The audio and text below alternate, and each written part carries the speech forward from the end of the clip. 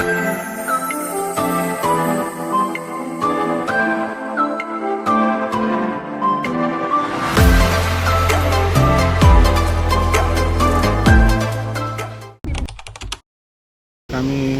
mau ke gereja Kana, yang tempat Tuhan Yesus mau bikin mujizat yang pertama kali, yaitu air jadi anggur.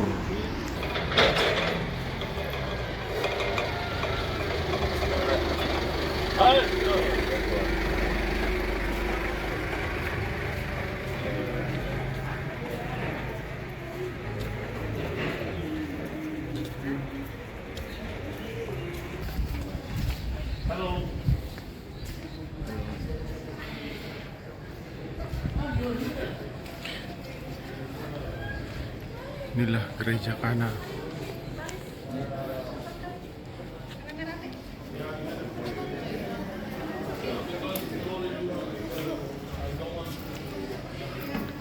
Waktu Yesus pertama kali melakukan mujizat, yaitu air jadi anggur. Puji Tuhan, kita udah masuk. Jadi sekarang kita menuju kota Bethlehem. Tidak jauh. Ini Welcome to Jerusalem. Tertulis ini Bapak Ibu. Dan kita menuju kota Bethlehem. Saya sedih sekali.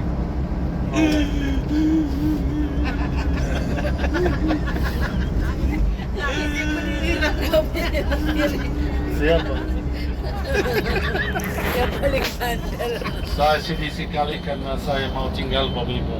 Sudah 2 hari bersama saya sendiri. Nggak tanya di mana takutnya gitu. Udah sebentar dulu dong. Jangan dulu di Sabar. Termasuk saya sendiri. Nah, di situ kita ada yang ketakutan, ada yang puas, dan ada juga panik, ya kan? Sekarang ibu tanya, Ini tanahnya batu-batunya. bagaimana perasaannya Eda dengan itu sewaktu di imigrasi Dubai yang kita mau naik pesawat apa namanya? Yang mau ke Jordan. Tolong. Dia masih di Dubai sampai Mesir, Israel. Kita sampai makan siang. Jadi harus tahu. Biar itu tahu. Hukum ada di situ, saya beri di ujung situ. Kusut dari situ. Kami mau ke Gunung Presipis, yaitu di mana Tuhan Yesus mau dibuang dari atas, yang dicobai iblis. Ini namanya Gunung Presipis. Bukan Presipis. Presipis. Lompat. Oh, presipis artinya lompat. Di sinilah yang dicobai Tuhan Yesus, disuruh lompat atau mau dibuang ke bawah gitu. Mau dibuang Orang-orang Dia yang lompat. Dia yang lompat. dia yang lompat, Pak Pen katanya. Ini berbatasan Syabat. Dari tembok Nazaret di sini 964 meter. tembok Nazaret.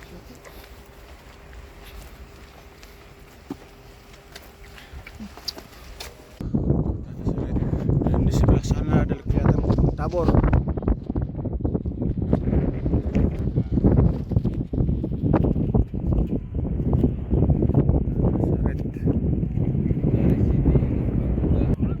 Ini adalah mungkin tempat Yesus mau dibuang.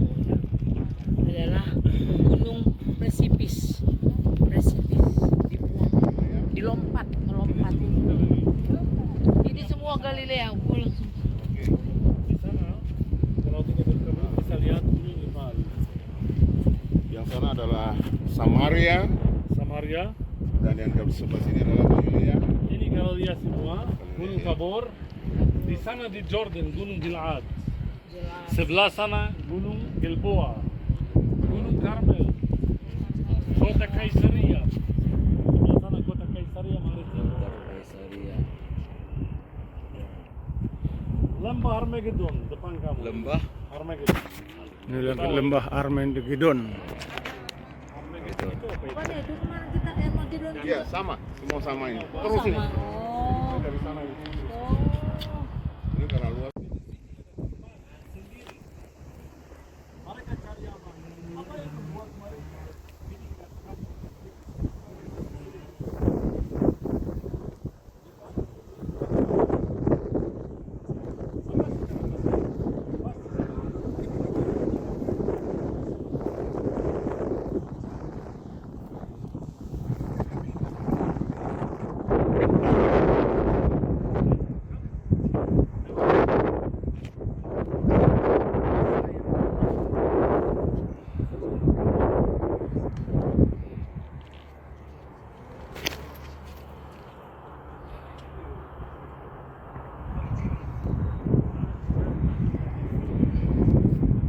Inilah tempat Yesus yang mau lewat yang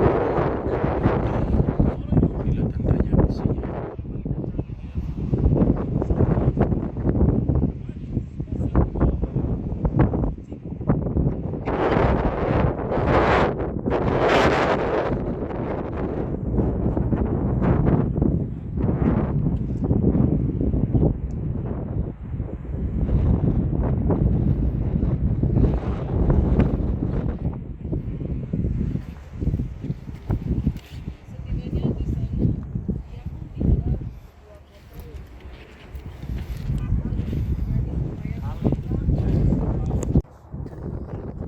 Tempat Yesus lompat.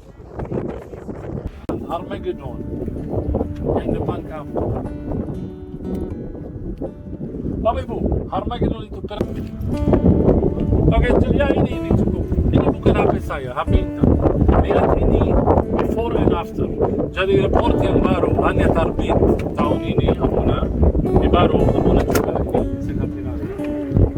Kamu bisa baca UNESCO katakan tahun 2040 terakhir ada sungai namanya Efrat. Efrat mulai berkering. Sekarang ini Efrat sebelumnya dan sekarang. Jadi tahun 2040 sudah Efrat. Oke, ini sejarah fisik UNESCO. Sebelum Armageddon apa yang terjadi? Armageddon disebut dalam Wahyu pasal 16 ayat 16, baca.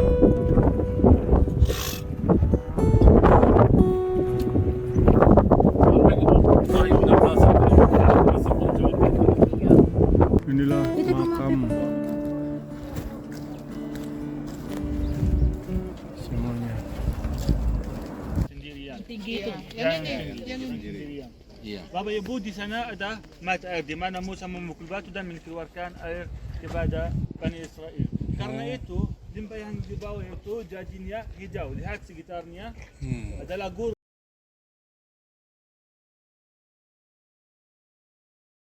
Tapi hanya di bawah ada tanah di batu. Ke tanah Kanaan dengan umat Israel, dia memukul batu untuk umat Israel dapat minum. Dan saudara bisa perhatikan masih ada sisa-sisanya. Di situ ada rerumputan hijau, itu adalah bekas air yang mengalir yang menumbuhkan tanah di sekitar itu untuk menghasilkan tanaman sampai dengan saat ini. Itulah yang di sebelah tanah kanan, tapi nggak kelihatan gara-gara kabut. utara sampai Laut Merah di selatan. Panjangnya sekitar 500 km. Tapi kita cuma bisa lihat segitu aja. Saya bisa 500 km. Iya. Cuma bahkan nggak ada rumah sendiri-sendiri, rata-rata apartemen semua gitu.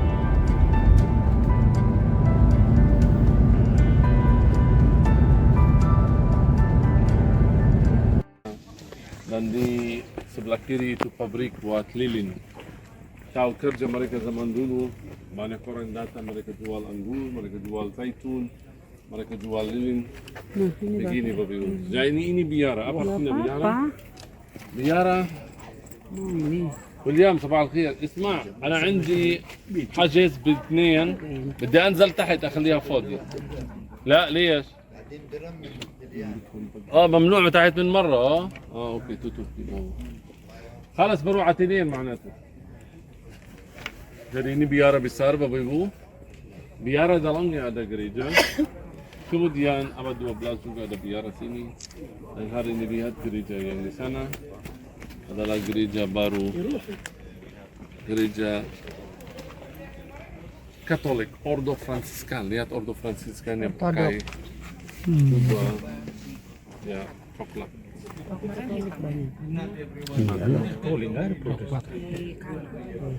No, karena juga Fransiskan sama.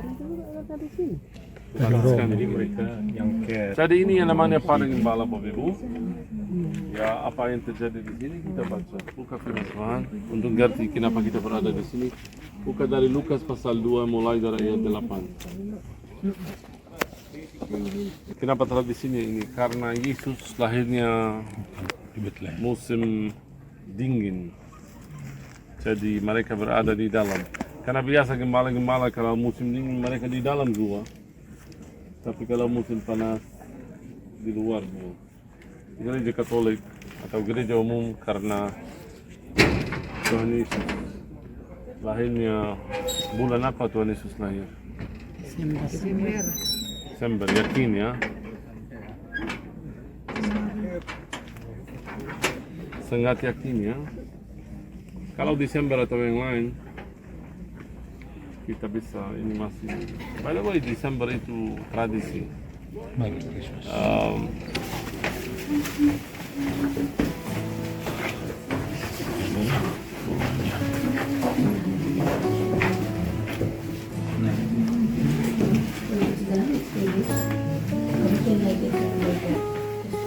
Macam orang-orang tinggal. Jadi ini rumah zaman dulu orang miskin di hadapan Tuhan. Atau orang miskin tidak punya rumah atau istana. Jadi mereka tinggal dalam gua-gua. Bapak Ibu, kemungkinan besar ini adalah tempat atau juga di daerah sini adalah tempat kelahiran Raja Daud seperti yang saya katakan dan tempat kematian Rahel. Jadi tempat yang disebut sebagai Migdal Eder. Walaupun di sini ada dua tradisi Migdal Eder itu di mana. Yang penting buat kita fokus dengan Yesus dan lahirnya. Hari ini hari Jumat. Nanti malam mulanya Rosh Hashanah. Saya waktu menjelaskan yakin, bukan saya, mereka katakan kami yakin Tuhan Yesus lahir di bulan 12. Tapi kapan di bulan 12? Tahun 325 Konstantin dan Ratu Helena, mereka aslinya orang yang namanya kafir atau Gentilius, tapi mereka percaya. Jadi mulanya namanya Bizantium. Siapa orang Bizantium? Mereka Romawi. Tapi dulu mereka menyembah berhala, sekarang mereka menyembah Tuhan. 336 yang memaksa orang untuk ikut Christmas dan berdoa buat kelahiran Kristus.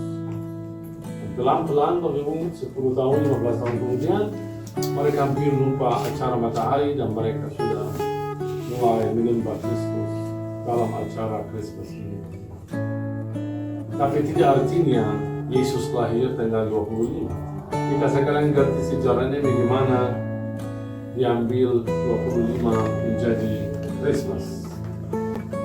Sekarang kapan Yesus lahir? Kalau kita baca ayat yang tadi, kita bisa ngerti kira-kira Maret. Tapi siapa yang katakan mereka benar? Mungkin ada arti lain buat dalam bulan yang ke-6.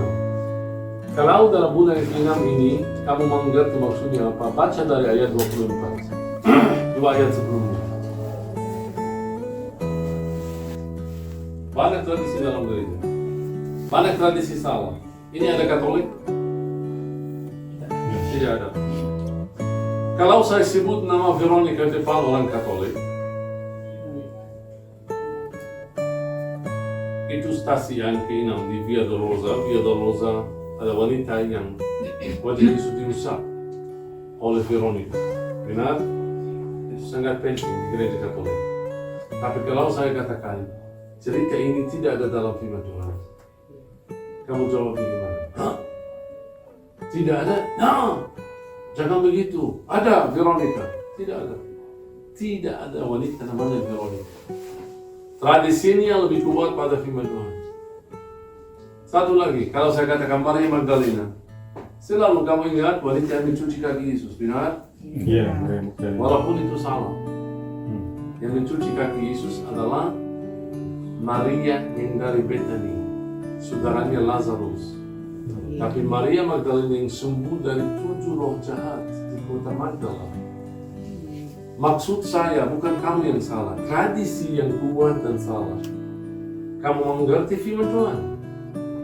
Pelan-pelan setelah 2000 tahun, kami bikin orang Kristen balik tradisi di gereja. Banyak pengetahuan yang salah, saya tidak mau katakan pengetahuan yang sisa, tapi salah.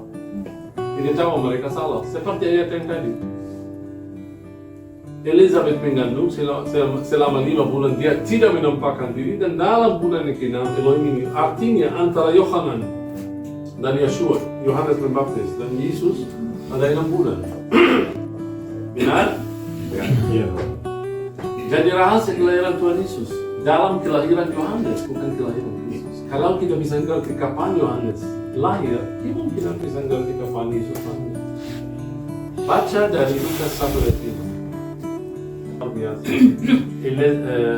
Zakaria dari rombongan siapa? Siapa Abia? Abia siapa? Kemarin saya menjelaskan, saya katakan di Indonesia, waktu mereka menyurapi imam besar menjadi imam, ada 24 imam yang datang. Masih ingat? Iya. Ini yang 24 imam. Bapak mau begini, sejarahnya Islam begini. Aku tahu ini susah, berat buat kamu. Jadi kamu datang ke Holy Land mau dengar cerita yang bagus, yang manis. Wah, ini ada cerita berat sekali. Tapi itu bagus Bapak. Ini yang namanya profeti. Kita datang untuk belajar. Saya tidak tahu berapa persen kamu akan dapat. Tapi bagus, aku juga senang ada yang rakam nanti biar nanti pulang bisa ngerti lebih. Karena susah untuk ngerti dari pertama kali. Banyak ayat, banyak cerita. Harus digabung bersama, tapi kalau hasilnya itu pasti luar biasa. Bapak Ibu, Raja Daud tidak sabar. Kenapa tidak sabar? Dia sudah beli tempat bait suci, dan dia beli 24 imam dari suku Lewi. Katanya kamu akan melayani di sini masa depan. Harus tahu bagaimana sejarahnya suku Lewi. Saya sudah katakan Harun itu adalah imam besar yang pertama. Tapi Harun belum masuk tanah perjanjian. Harun punya 4 anak. Abihu Nadab, Eliezer, Itamar. Abihu Nadab meninggal, tinggal Eliezer, Itamar. Jadi yang namanya suku Lewi adalah keturunan Eliezer dan Itamar, anaknya Harun. Dan kemarin saya yakin, saya sudah katakan imam besar Samaria adalah keturunan Eliezer. Masih ingat? Jadi Eliezer, Itamar itu adalah suku Lewi. Jadi Raja Daud dia beli 16 rabi atau 16 imam keturunan Eliezer dan 8 keturunan Itamar. Mutar di sini, kamu akan melayani di sini. Bagaimana? Kata Raja Daud, setiap imam masuk ke ruang Maha Kudus. Tahu bahwa ruang Maha Kudus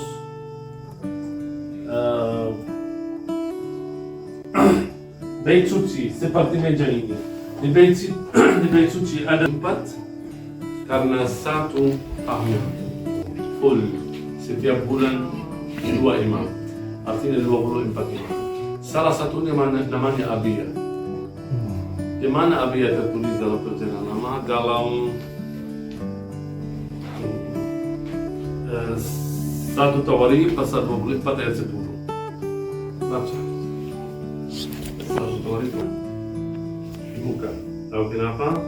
Karena kalau kita baca Tawarikh 24-25, Raja Daud dia minta, dan keluarganya Daud mereka minta Abia untuk melayani di dalam ruang kudus 1 kali setahun, Syabat yang ketiga dan Syabat yang keempat di bulan Sivan. Tidak usah bingung, Sivan dalam kalender kamu itu adalah Juni. Sivan Ibrani, Juni Kristen. Karena Daud Yahudi. Jadi bulan Sivan. Begini, Aviv itu April, Zif itu 5 Mei. Sivan itu Juni. Seperti ini, Elul dalam bahasa Ibrani. Begini, kalender Yahudi, kalender Kristen, tidak usah bingung. Jadi Sivan itu adalah Juni.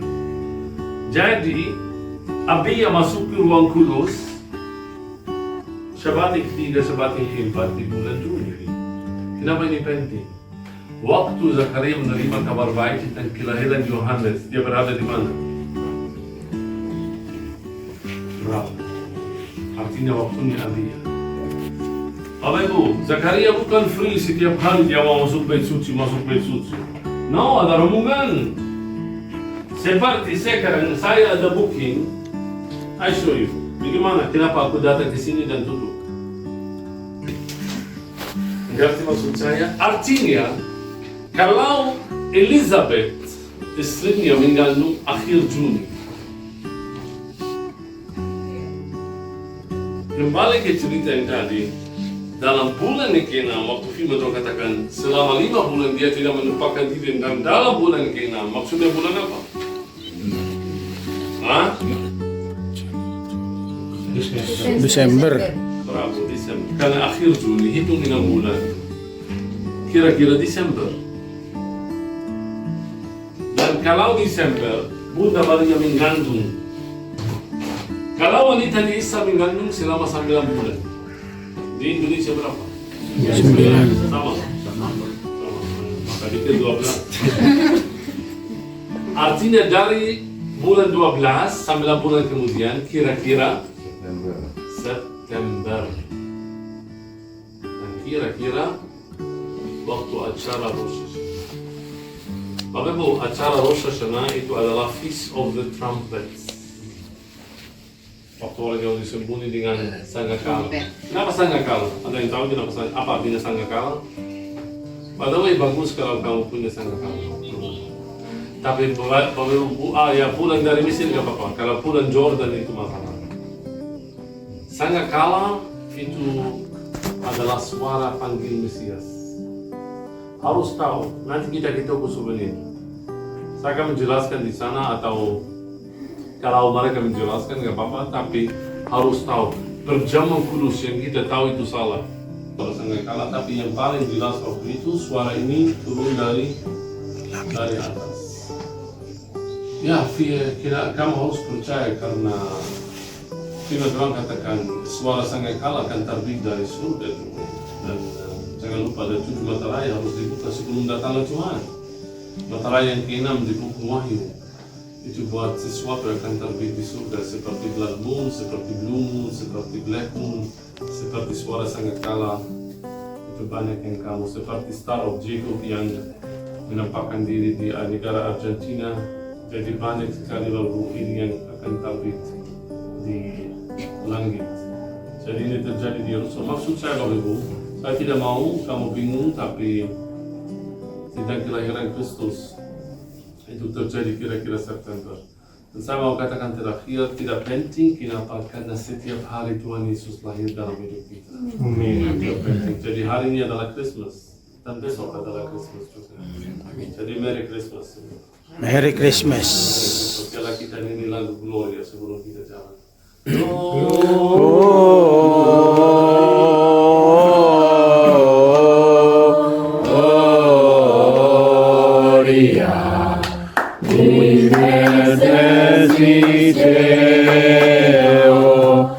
Ini kami memulai masuk ke gereja Gloria, di mana Joy Bethlehem.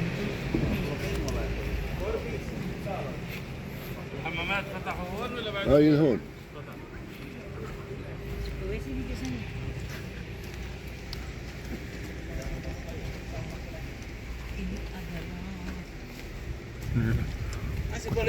Bethlehem.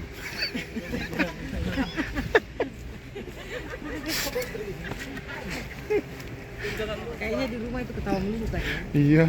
Tapi yang anehnya Bang ini cerita gitu, tapi dia nggak ketawa, dia ada. Dia santai. Kakak itu bener nggak gitu? Tadi tengah.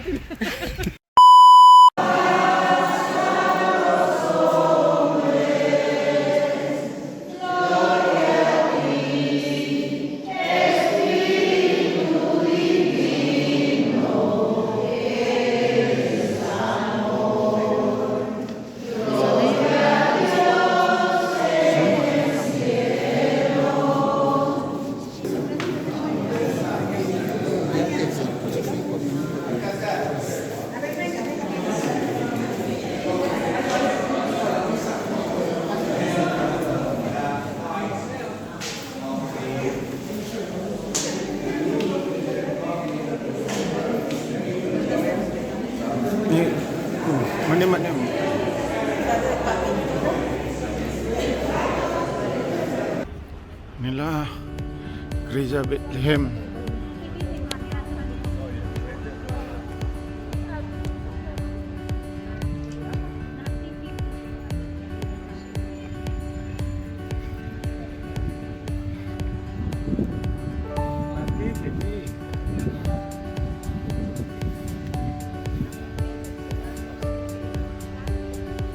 Gereja Nativity. Nativity.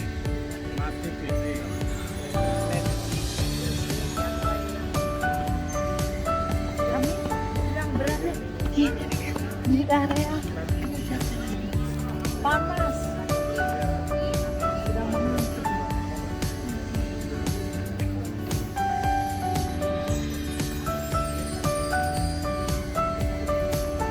Kenapa jalan begitu seperti bebek?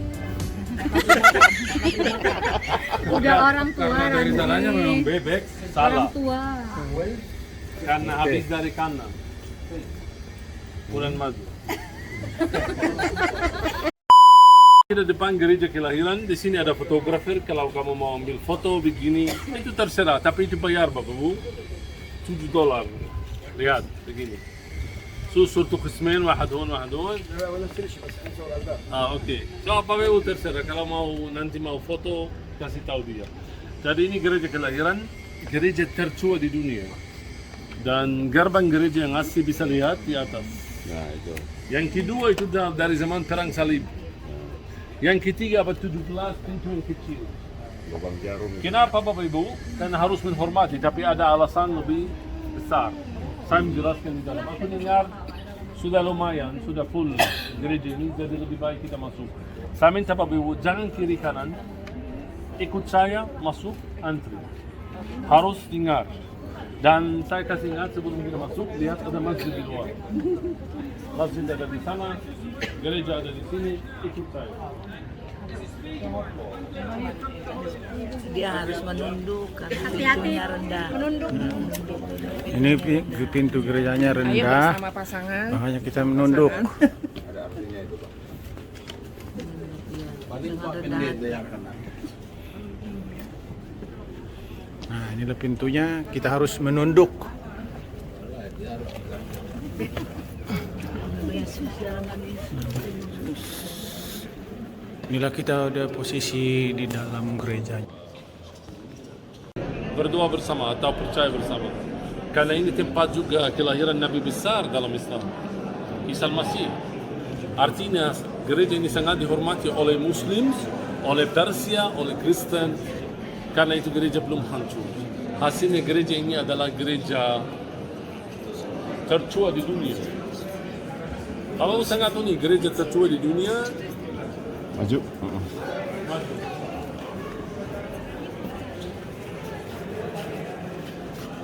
Jadi hasilnya 3 dan 16. Sekarang kita tunggu apa? Kita tunggu untuk masuk ke gua kelahiran.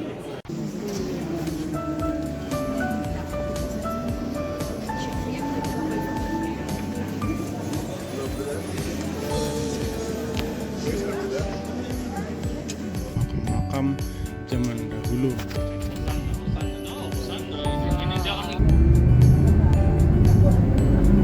Inilah pohon zaitun di pinggir jalan. Dan ada arah ke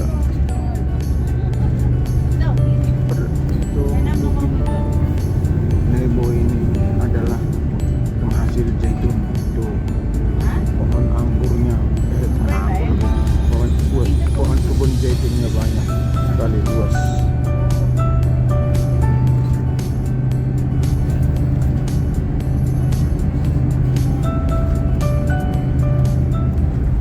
Ini adalah tulisan-tulisan yang seluruh negara.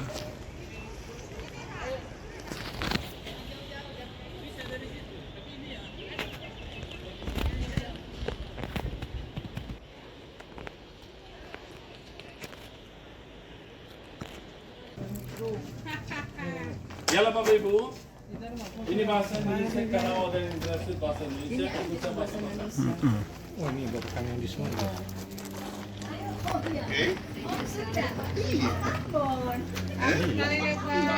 Tapi kita sudah jadi orang Sunda.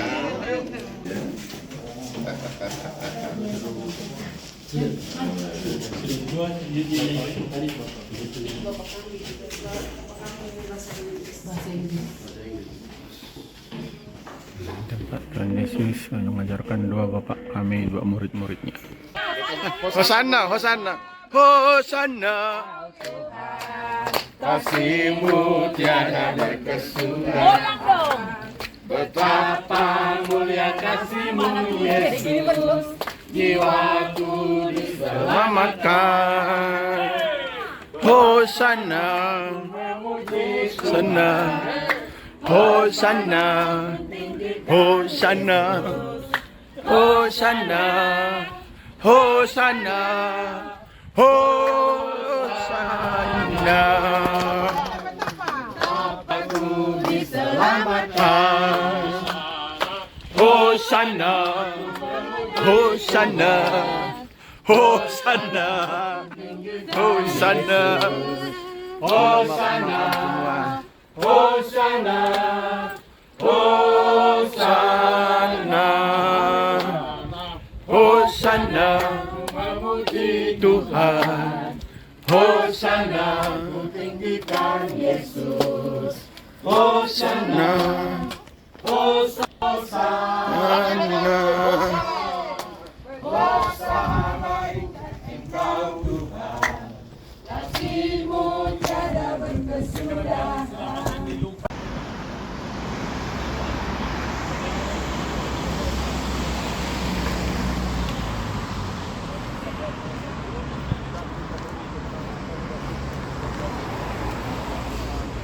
Taman Getsemani.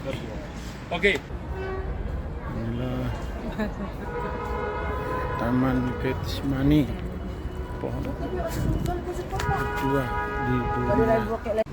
Inilah tempat Tuhan Yesus berdoa, yaitu di Taman Getsemani.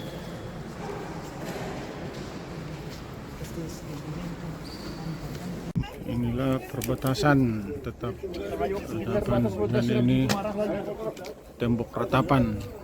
Karena hari Sabat tidak bisa moto, yang berdua hanya orang Yahudi yang ada di dalam, dan tidak bisa mengeluarkan HP. Kalau dikeluarkan HP akan ditahan. Oh, dari bawah tuh nggak bisa gitu. Dia gini.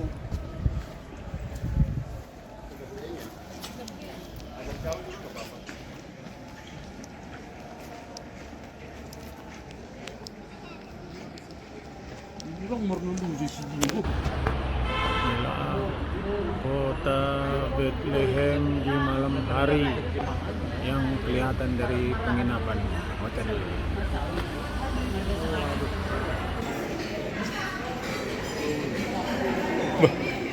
Indonesia dulu kamu dan India be.